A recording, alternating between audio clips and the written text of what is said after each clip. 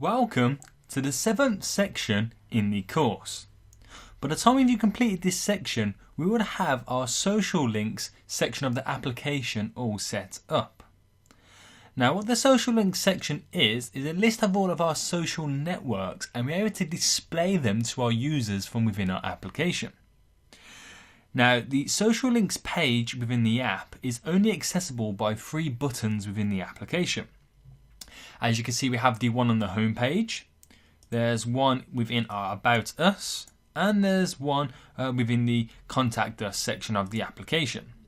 So to get to this view, we need to click on one of the 3 buttons from within the app, and it pushes us to a view which is not viewable by locating on the tabs at the bottom.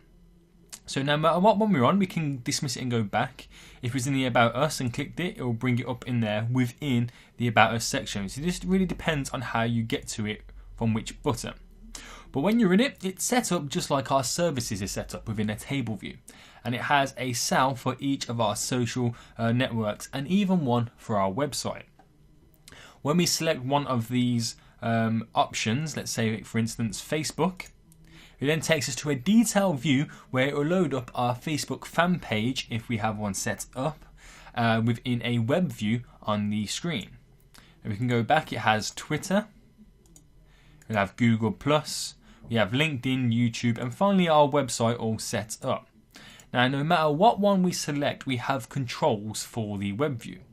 So if your users decide to dive deeper within each of your social networks they select within the web view, they have the standard controls at the bottom to help them navigate throughout it. We have our back and go forward button, and we have our refresh button, as you can see there, refreshes the page, and our stop loading button. So they're just the basic web controls to control the view from within it. And again, it's all styled and themed to the whole of our application's kind of design. So by the end of this 7th section within the course, we would have created our social links part of our application.